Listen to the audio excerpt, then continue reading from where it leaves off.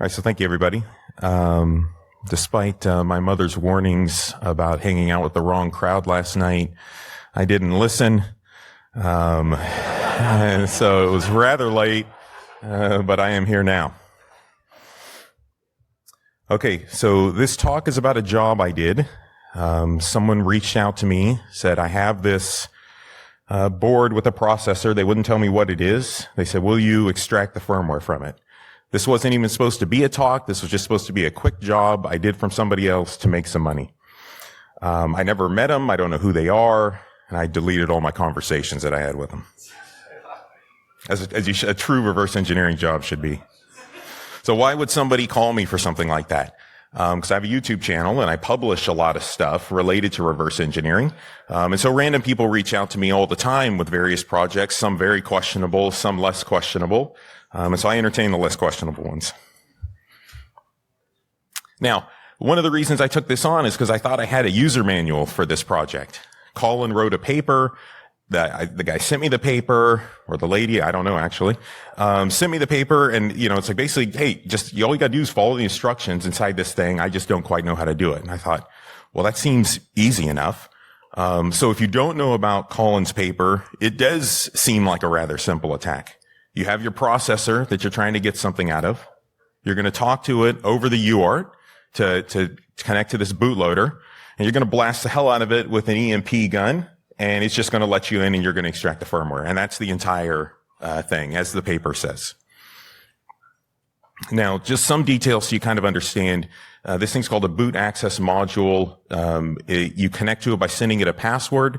If it accepts a password, you can send it an address where you want to load your code. You can send the amount of code you're going to send, and then you send that code afterwards, and it'll execute your code, and then, whatever your code does, your code does. My code was going to extract the flash. Now, if you're not using the UART, this works also over the CAN bus. It's just a little different over the CAN bus. Instead of sending individual bytes at a time, you send hold messages, but everything else is the same. Password message, where you want to load the code, and then your code you're going to load in there. Now, I wanted to make sure that I said, I actually do like Colin. Colin's done a lot for the community. I might say some things, out of anger, from working on this paper. But Colin's awesome, and everything he's done's awesome, and I use his tools, so, Now, I can't show you the board that I worked on because I told this person I wouldn't show the board. So what I did was replicate all this stuff on a different board with the same MPC 5566 processor, as part of this work, and then also specifically for this talk.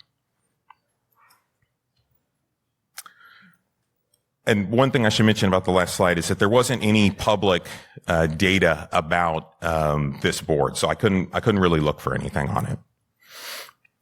Now the first step is just identify the connections that I need. The paper was very clear. There's only 4 connections you need. You need transmit, receive, this boot config pin that lets you enter this boot access module, and the reset line. So I pulled the chip off real quick. I just, made sure to look for things. The guy actually did have a second board that was non-functional, thankfully. So I didn't have to pull it off the one good board that I had.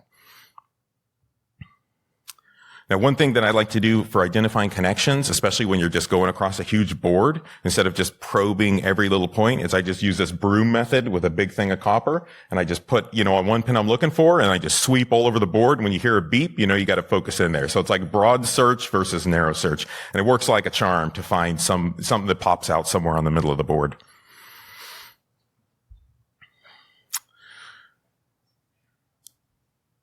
So I started performing the UART test on this board. And so I set these pins, and I send a byte to it, and it's supposed to respond with a byte. And it wasn't doing anything.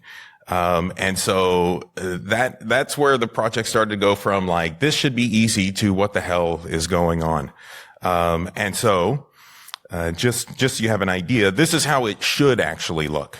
Red is me sending a character to it, and yellow is it responding. And so it'll accept 8 characters. That's the password.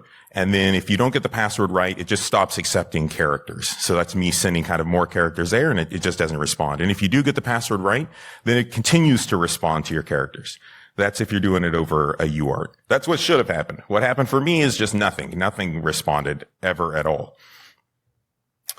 So this became my Bible for the next 2 months. It's a little over 1,200 pages. And all I did all day and night was read this document and hoping I could find some footnote or something that some engineer put that said, just don't do this because you'll end up in the weird place. Now, at the same time, I went to my iPad history in my books, and I found I was also reading Man's Search for Meaning. So I was definitely fucking going through it at the time, trying to solve this problem.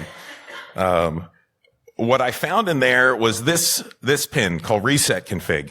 Reset config, when you set it, actually causes it to read the boot config pins, which was surprising to me because in this paper, there's 5,928 words. Not one of those words is reset config. And I'm not a PhD, but I thought the point of these papers is to help someone reproduce the shit that's in the paper. That is apparently not the case. So I was losing a little faith in my user manual, that I started with. Now the bad news is starting to come. What I realize is that the UART is dead on this board. So the transmit line, I don't know if the receive line's dead, but the transmit line's definitely dead. All it ever does is sit at 1 volt. It doesn't matter what I do. So now, I have a problem because I quoted optimistically 5 days to do something I've never ever done in my life based on what I thought was a user manual. I'm 10 days in and the UART's dead. But I'm reading Colin's paper, that paper I read 100 times over and over, and he mentions the CAN bus. He doesn't say he can actually do it over the CAN bus or that he's done it over the CAN bus, but he talks about the CAN bus. And so it's like just a little glimmer of hope for me that maybe this is possible. So my savior Colin has come to help me. But I don't actually want to do that. What I want to do is just, can you give me another board? Like, do you have another board where the UART's working, and I'll follow the paper that I'm supposed to have. So I'm waiting for him to respond, and I realize, like, I still don't know anything about, EMP attack with, a Pico EMP. And there's something else concerning. They're very specific in that paper that the EMP attack worked at 444 volts. Mentioned all over the place, 444 volts, chip shouter. I don't have a chip shouter. I have the other one that only goes up to 250 volts. And so this is just in my mind. But I also think too, if you're writing a paper, and you have a company and you're trying to sell product, would you want to sell the $50 product or would you want to sell the $3,000, $4,000 product? It's like, well, it makes good business sense, right? He's a smart dude. And so up until this point, all I've ever done with a Pico EMP is pointed at crap and just cause it to reboot. So I press a little button, I'm like, oh, EMP, So I don't have any idea how to externally trigger with it. I don't have, you can control the pulse width. Can you control the voltage? Like, how do I even compare this to the really expensive tool? Also, my setup is not quite the same as the nicely controlled, CNC micron level precision movement. I'm using a thing you would use to hold a tool on a lathe, and I just kind of manually move it around to try to find the spot. So a bit different. Also, people usually have a board that they have complete control over. They write looping code. They then move that little sensor or, move the EMP thing around, try to find the optimal place to cause the fault, all that. I don't have any of that. I have literally the one board that works that the guy sent me. Now, because of that, I had to get a little creative, and so I couldn't write any looping code, but what I did find is that if you monitor this clock out pin on the chip that's just generating a clock, you can actually glitch the part, and if you're successful, you'll cause that clock to change a little bit. It'll go from 12 megahertz, whatever it's running at, to 16 and back. So you can actually just move that thing around, generating EMPs, wait till you see the clock line start to change, and you know you're in a spot where you're glitching it. If it hits too hard, you'll see it actually drop out completely, go flatline. So you can monitor that as an input to the chip whisper. And if you see the clock go flat, you know you have to power cycle it. If it doesn't go flat, you know you can still continue on glitching and save a lot of time not having to power cycle your board constantly. But this was still in my mind.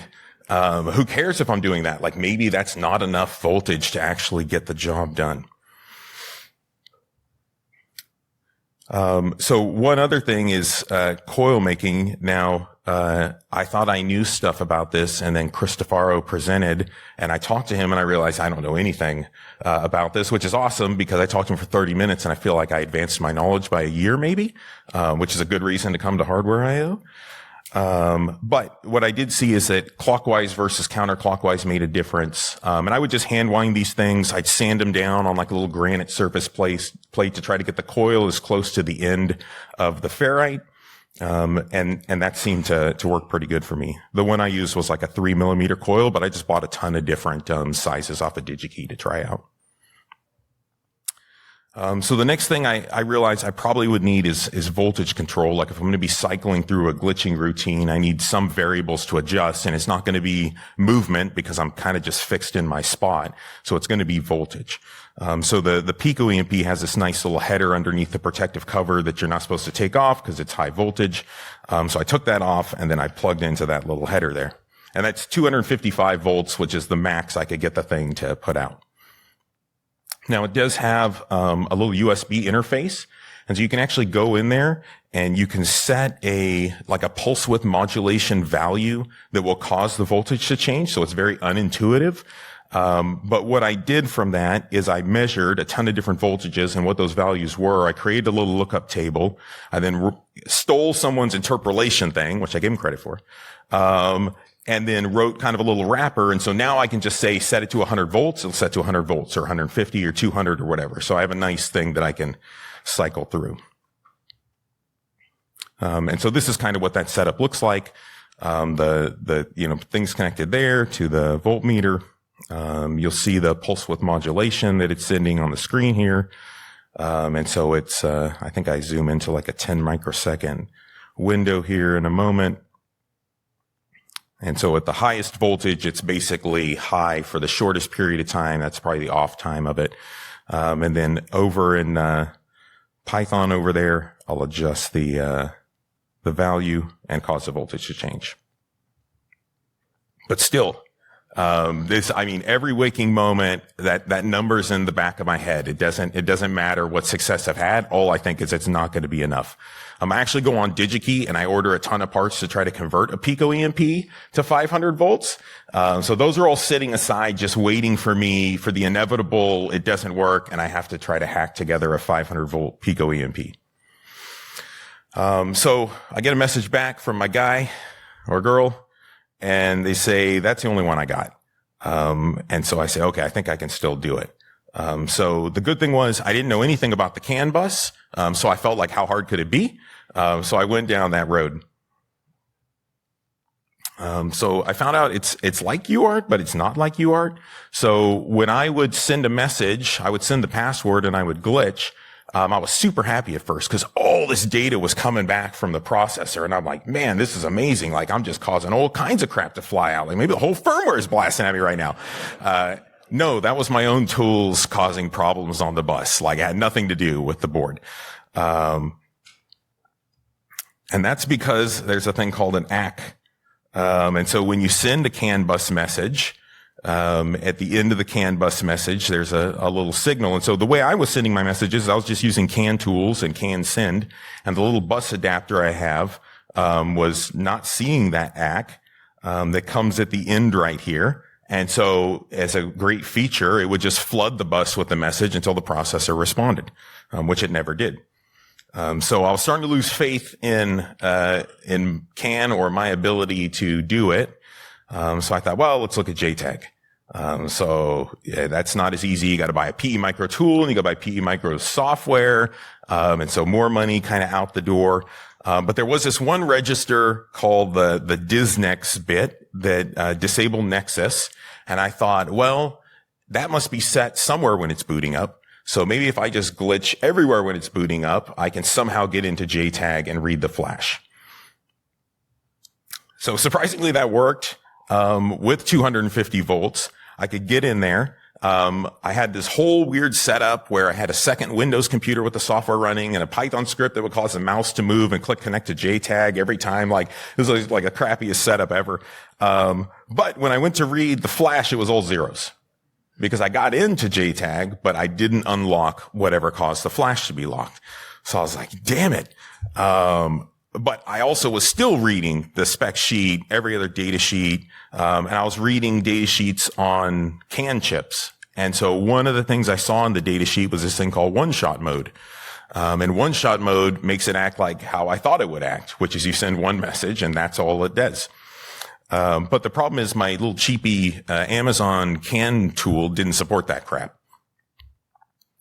So I started shopping for one. And I found this one. It's $250. They're all kind of expensive. There's some custom software I got to use. I don't know how long it's going to take to get to me. I only found out it supported one shot because there was a forum post where a guy was like, hey, why doesn't it support one shot anymore? And they're like, oh, put this newer firmware on it and then it'll support one shot mode. So I wasn't super confident that even if I spent the money, it would work. Or I could just build my own and get an Arduino, this little hat, and figure out how to program it to make it one shot mode. It's $20. It's 30 minutes down the road for me to get the parts. So I went that route. And that actually turned out to be not too bad. All I did was just have two inputs on that Arduino. If you hit one input, it sends my hard-coded password. And if you hit the other input, it sends my hard-coded delivery address and the amount of data that I'm going to send. But I shouldn't understate like the emotional roller coaster that I was going through right now. I just wander my neighborhood. All I was working on was this for like 60, 70 days, every single day, did not stop for any reason. This was my only job. And I'm just staring at the trees and wondering why the birds are flying the way they're flying and why I'm even fucking doing this at all. And why did I say yes? And I should just be making YouTube videos. But I was listening to some David Goggins, and he's not so much a motivational speaker as he, what he says resonates with me, I guess, at a deep level. And so I thought just decide that you're going to do this. Like quit trying to find an escape path and just commit fucking already. And 2 days later, then I figured it out. And so what was hanging me up a bit was that on the CAN bus, when you send a message, it doesn't get processed as fast as the UART. So it kind of goes into this arbitration area and it sits for some amount of time and then it finally gets over to the processor. And so I had this window of time that was further out than I thought I'd have to do and also a bit variable. So I could glitch it reliably in about 10 to 15 minutes. So it wasn't too long once I kind of found the spot. Now the voltage, what do you think the voltage was that got me in? 80? What else? Anybody? A little less than 200. How much? 444. That's a smart guess. 60 volts. 60 freaking volts. Which obviously I need to understand this a bit more. It's definitely the number of windings in your coil, and there's all these variables that adjust what the voltage would be. But with my setup, actually when it was higher, it wouldn't work. And so I just started lowering it, and finally, 60 would basically work every single time. And that's obviously how high my coil was from the board. Because I couldn't adjust my Z, I kind of would just plant the thing on the top of the chip, and that became a distance at least I could control. But if I left in the evening and came back in the morning, the difference in temperature in my house and the arm, how it was sitting, I'd have to readjust. So it wasn't, it was questionable. Now, I was elated for like all of 5 seconds, and I remembered my JTAG troubles of like, well, maybe I got in, but maybe I didn't really get in. Maybe I'm going to read all zeros. The thing is, I'm not finished yet though, because when you read the paper, the part that I glossed over when I quoted this in the beginning, was that I don't have any of the code. Like when you get access, you don't get access to anything except a place to put your ROM extracting code. So I have to write all the code for this chip that I've never used, that I have no development board for, to load in there, figure out how to initialize the CAN bus, read from flash, and extract it all. So development boards for this thing are like $2,000. And I wasn't wanting to spend $200, so I definitely wasn't going to buy one of these development boards. So while I was doing this, reading the manual and everything, I was scouring car hacking forums and just getting as deep into the deep web as I could. And there's a lot of good information. And what I found is that this E39 ECU and an E39A had something that was pretty close that maybe I could use as my own development board. And they're only like $25 to $30. So I was like, I'll just buy all these and see if I can turn one of them into a development board. Now the thing is, the E39 actually has the MPC 5566 chip. The 39A has this SGM PPC something chip. But I went on these forums and someone was speculating that that chip is actually just a rebranded MPC. So I thought, okay, that's worth a gamble, $75. I'll get 3 of these things. And so tuners to the rescue. They have pictures and internals of all these different, kind of long-standing ECUs, and they show you everything you need, where the CAN connections are, where the power is, where the boot pins are to get into the boot access module. And so I was like, okay, sweet, $25 development board and all the information I need to hook up for free. So the last time I was here, I gave a talk on making nitric acid. Nitric acid comes in handy when you're wondering what's inside of a chip. So I took some, I actually have it sitting in my house. I took it to the garage real quick. I decapped this chip, and sure enough, it's an MPC 5566. So it's like, awesome. I got like cheap development boards all day long I can use for this. But then reality set in. And all these are locked because the manufacturer doesn't want people screwing with them. So I don't have a way in. So how do I write all the code to get access to a development board that's locked essentially? I need one that's unlocked. And so this is a little sticker that's on all of these that gives their serial number. So while I was on the web, I found some interesting people in various locations, and those people could take that number that's written on there and they could actually generate the unlock code through some methods that they have.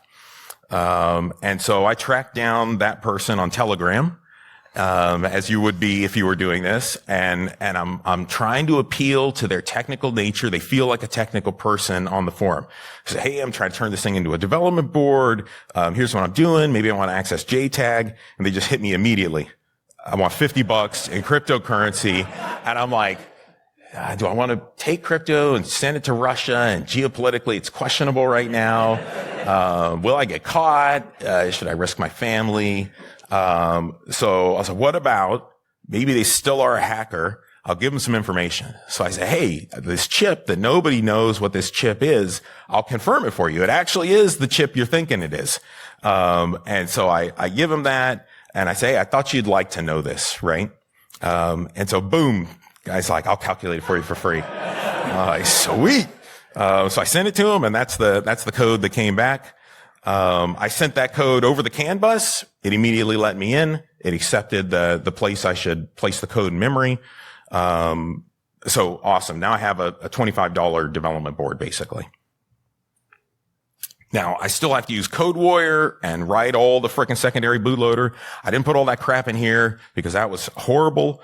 Writing a bootloader for this chip is a pain in the ass. There's like not good information. You got to tweak a bunch of stuff like linker files and the order things go in and pull files from various places. Then you got to change the linker file and define the memory where you want to put.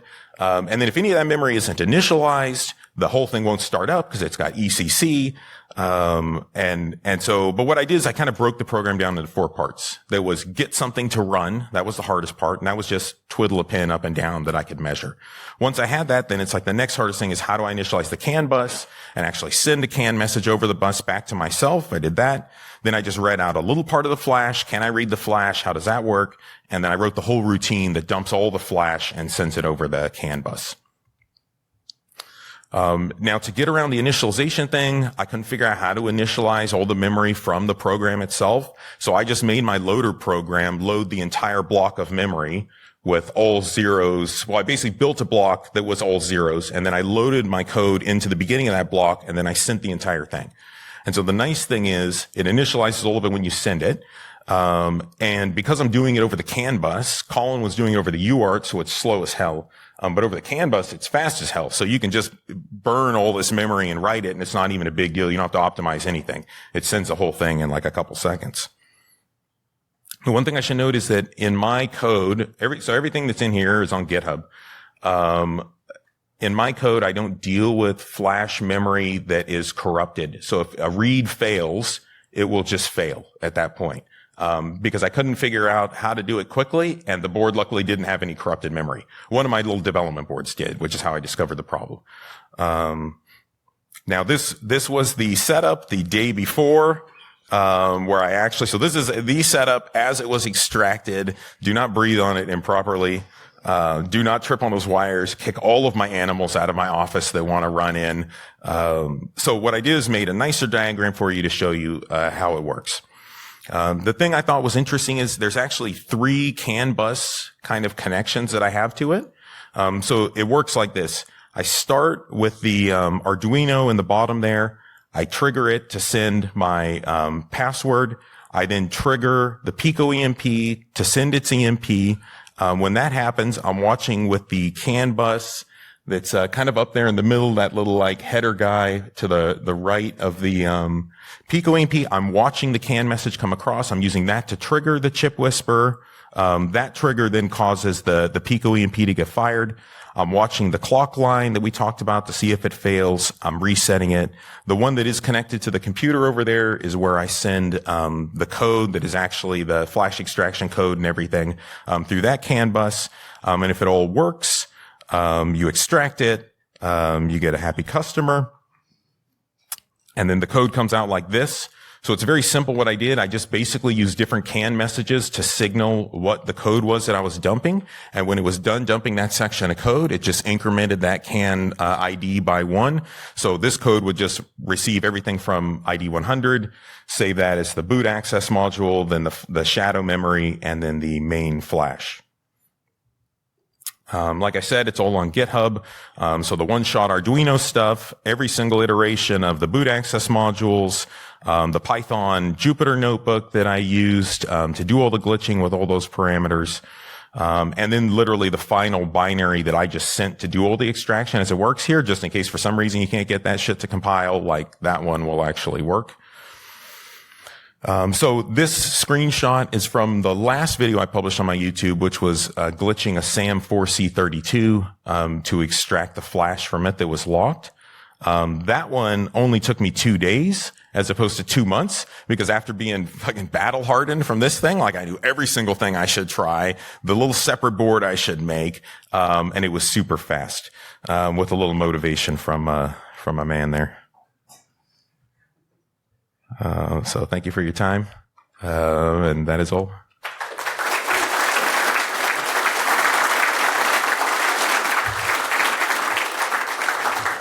Thank you for your talk, Ash. Now it's time for some questions.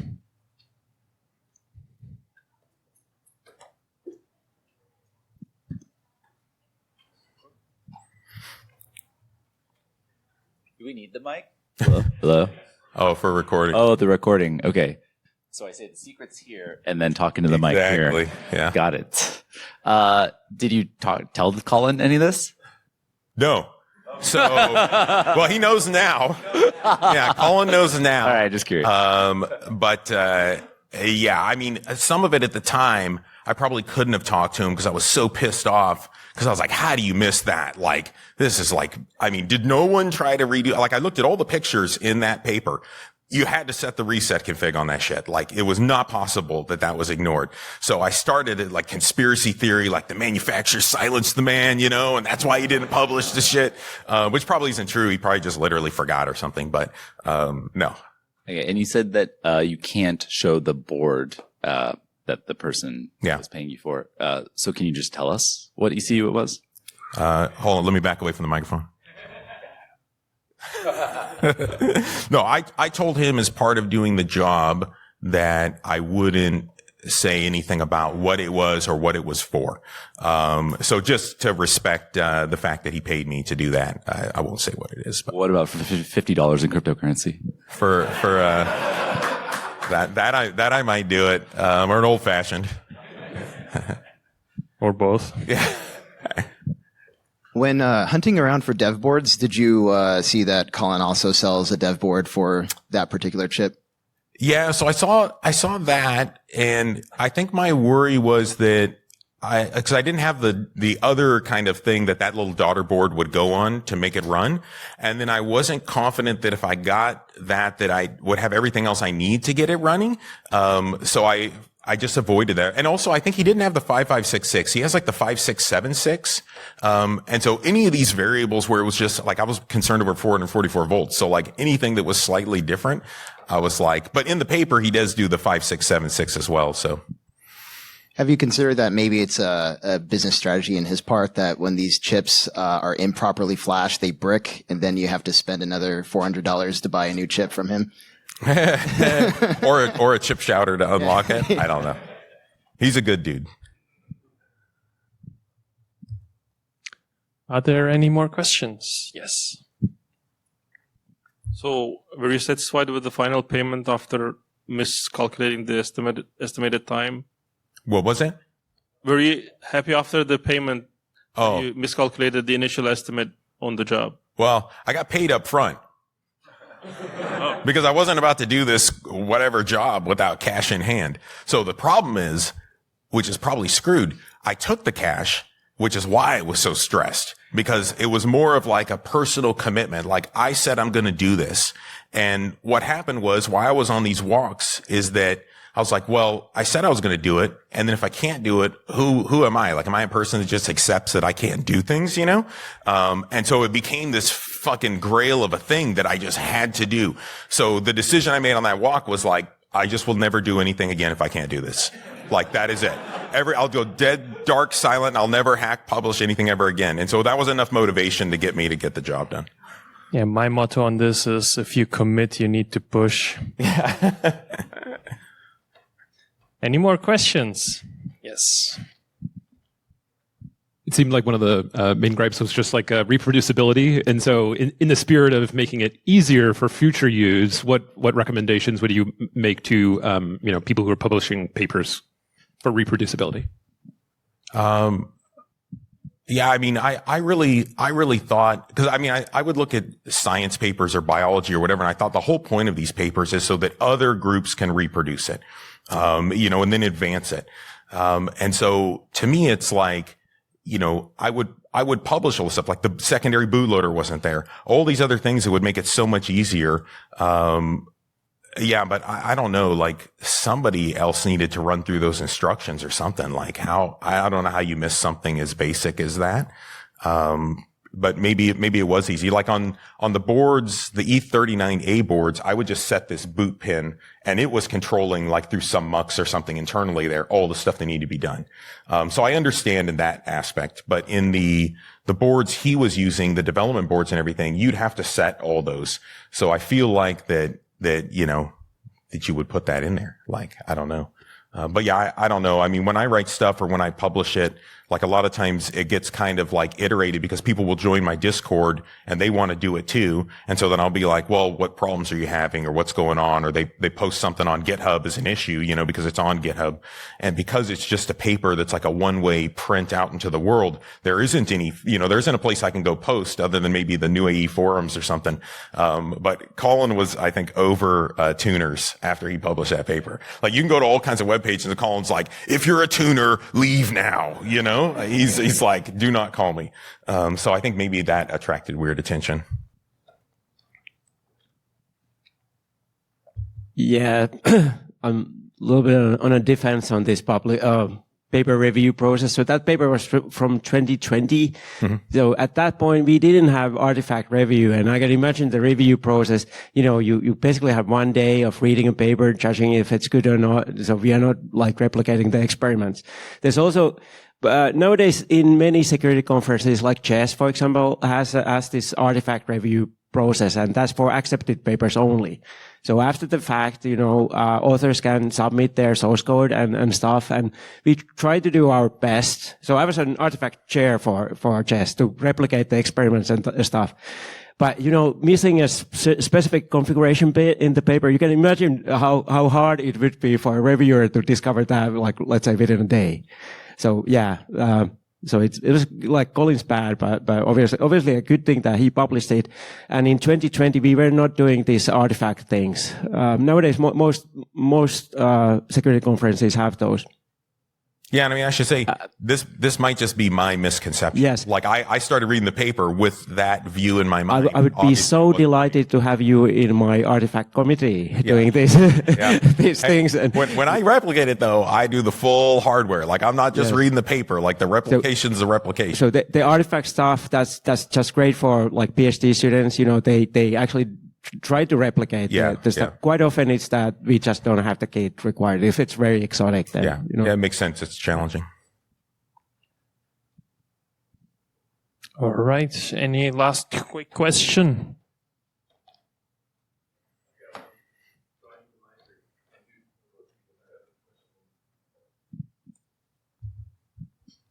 When you were getting the password or that set of bytes from the guy from Russia. Yeah. And you sent that over CAN, you said? Yeah. So what higher level protocol was parsing that? Like inside the processor? Yeah, inside the box. So inside the box, when you set that boot config and reset config, it has this boot access module. It's like a 4K bootloader that runs on the chip. So it puts it into running that 4K bootloader. That 4K bootloader is waiting for the password to come across. It's waiting for the address where you're going to place stuff. And then the payload that you're going to send. And when you send that to that little bootloader that's running inside the chip, that's just burned in there from the factory, then it loads that code to memory, it jumps to your code, and it starts executing it. But you have to send it like you're sending to a specific ID, CAN ID. Yeah. So with that payload. Exactly. So yeah. So in the documentation for that thing, it basically says if you send CAN ID 11 with the correct password, it'll respond back with 1. Then you send CAN ID 12 with your address and stuff, it responds back with 2. Then you send your data as ID 13, and then every packet of data you send, it responds back with a 3. And so then you just keep sending it until it adds up to the total amount you said you were going to send.